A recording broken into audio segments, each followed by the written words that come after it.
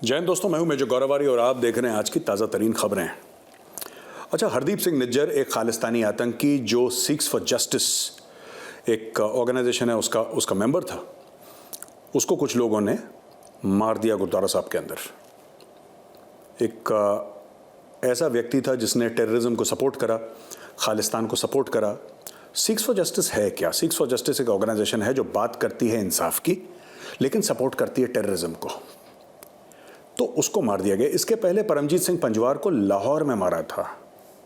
हमने ये भी कवर करा था पुराने एपिसोड्स में। परमजीत सिंह पंजवार आईएसआई के सेफ हाउस में रहता था, आईएसआई की निगरानी में रहता था, आईएसआई के बचाव में रहता था। वो गेस्ट था पाकिस्तान का और उसको किसी ने लाहौर में मार दिया। फिर आपने अवतार सिंह कांडा का भी नाम सुना होगा। हाल ही में उसको अचानक हार्ट अटैक हो गया। ये मुझे नहीं पता कैसे, क्योंकि लोग कह रहे थे उसको ब्लड कैंसर है, फिर अचानक एक दिन उसको हार्ट अटैक हो जाता है और वो भी इस दुनिया से चला जाता है। देखिए ना, दो तीन बातें हैं। अब लोग कह रहे हैं साहब भारत ने कर दिया। भारत क्यों करेगा ऐसा? भारत ने क्यों करेगा भारत ऐसा? लेकिन हाँ, जब आप भारत का जो झंडा है आप नीचे उतारेंगे, देखिए दो चीज़ें हैं, मैं फ़र्क आपको बताना चाहता हूँ। जब आप हमारे हाई कमीशन के सामने प्रोटेस्ट करेंगे, हमारे एम्बेसी के सामने प्रोटेस्ट करेंगे, हमें बुरा लगेगा, लेकिन कोई बात नहीं है, आपका हक है, आप प्रोटेस्ट करिए। Peaceful protest nobody can deny, whether we like it or not. हमें वो पसंद आए ना आए उससे कोई फ़र्क नहीं पड़ता। आप वो भारत में करें, आप बाहर करें, दैट्स ओके। लेकिन जब आप तिरंगे को हाथ लगाते हैं ना, जब आप डेसिक्रेट करते हैं हमारे नेशनल फ्लैग को, तो then you are not standing against the government of India, you are standing against 1.4 billion Indians. मैं सिर्फ एक बात खालिस्तानियों को आज ये कहना चाहता हूँ और बड़े दिल से मैं बात कह रहा हूँ यार, एक ना रेड लाइन होती है, आपने सुना होगा, एक लक्ष्मण रेखा होती है। ये जो झंडा उतारा ना, लक्ष्मण रेखा पार कर दी और झंडे की बेगुरमती,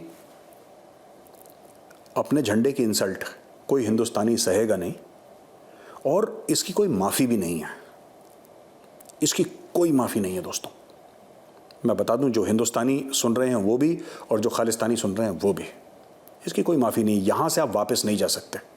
हाँ, आपको अगर मोदी सरकार के खिलाफ कुछ है और आप बयान दे रहे हैं, आपका हक है। आपको भारत की पॉलिसीज से इख्तलाफात है, आपको हक है अपना आवाज़ उठाने का। हमें पसंद आए ना आए, आपका हक है। लेकिन जब आप हमारी एम्बेसी के अंदर घुसते हैं, तोड़फोड़ करते हैं और हमारे झंडे के साथ बेगुरमती करते हैं, फिर 140 करोड़ हिंदुस्तानियों की बद्दुआएं लगेंगी आपको। तो यही हुआ। अब पता नहीं किसने करा, कैसे करा, आई डोंट नो। मुझे नहीं पता ये निज्जर को किसने मारा, बट निज्जर इज़ डेड। और एक लगातार सिलसिला चलता चला आ रहा है कि पाकिस्तान में भी 3-4 पहले मर गए। ऐसी बात नहीं है कि वो जो परमजीत सिंह पंजवार था वो पहला था, उसके पहले भी कई खालिस्तानी मर चुके हैं और ये पिछले 1 साल से हो रहा है, ये लगातार दर लगातार। और कुछ महीनों से इस चीज़ों ने, जिसको कहते हैं कि ज़ोर पकड़ा है जहाँ पे। और जहाँ तक मुझे लगता है कौन इसका रिस्पॉन्सिबल है, मुझे लगता है कि इनका इंटर गैंग वॉरफेयर टाइप का है कुछ। ये आपस में एक दूसरे को निपटा रहे हैं क्योंकि यहाँ पे इनको पैसा मिलता है, ये लोग फंड रेज करते हैं, राइट। और ये ज़्यादातर जो खालिस्तानी है क्रिमिनल एक्टिविटीज़ में इन्वॉल्व है।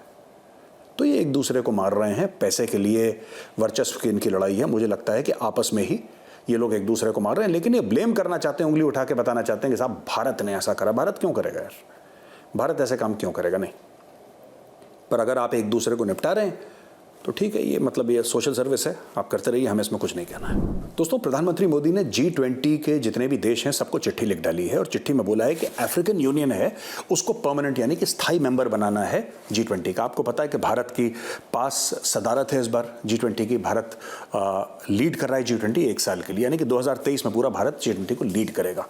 और G20 का जो मेन समिट है, काफ़ी सारी चीज़ें हो चुकी हैं। आपने कश्मीर के बारे में सुना होगा, श्रीनगर में हुआ था, लद्दाख कुछ लोग गए थे, लेकिन इसके अलावा और जगह भी होगा भारत में।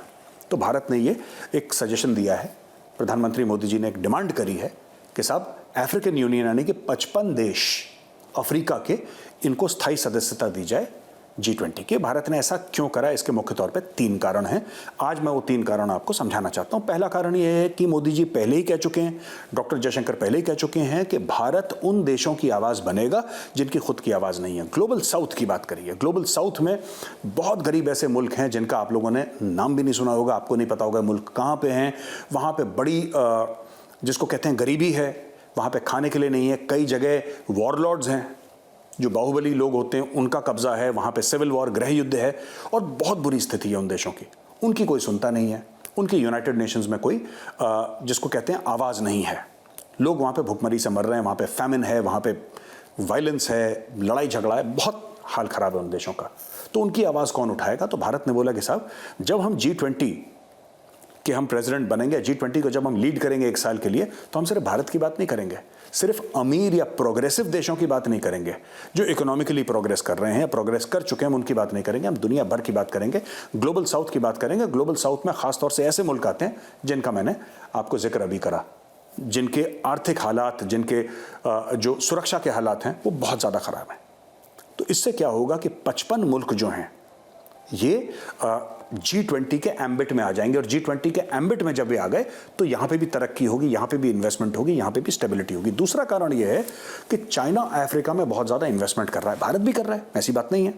भारत युगांडा में फ्रेश वाटर की पाइपलाइंस डाल रहा है, कई गाँव को कनेक्ट कर रहा है। भारत और अफ्रीकन देशों में रेलवे ट्रैक्स बिछा रहा है जहाँ पे आम लोगों को बेनिफिट होगा। चाइना ऐसा नहीं करता। चाइना जो करता है ना, चाइना सब पैसा दे देगा उनको, गाँव के बीच में इंटरनेशनल एयरपोर्ट बना दिया, पूरा मुल्क कर्ज में डूब गया, चीन को देता रहा पैसे, फिर चीन ने उनकी ज़मीन हथिया ली। चाइना ऐसे काम करता है जैसे पुराने समय के साहूकार होते थे।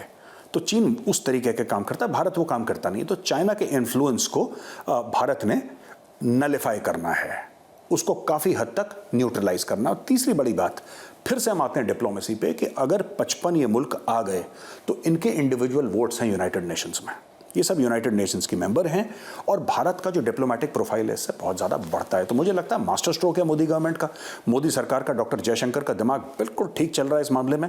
और अगर ये चीज़ हो जाती है, जो कि मुझे पूरी उम्मीद हो जाए, तो भारत को इसका फ़ायदा होगा और ग्लोबल साउथ को इसका बहुत ज़्यादा फ़ायदा होगा, और भारत को रिकॉग्नाइज करा जाएगा as leader of the global south. 55 देश और पूरा अफ्रीकन कॉन्टिनेंट दोस्तों कम नहीं होता है, बहुत बड़ी ताकत है, बहुत बड़ी ताकत है, जिसको साइडलाइन कर रखा था। तो ये मोदी सरकार का बहुत एक अच्छा कदम है, बड़ा पॉजिटिव कदम है उन देशों के लिए जिनकी खुद की आवाज़ नहीं है।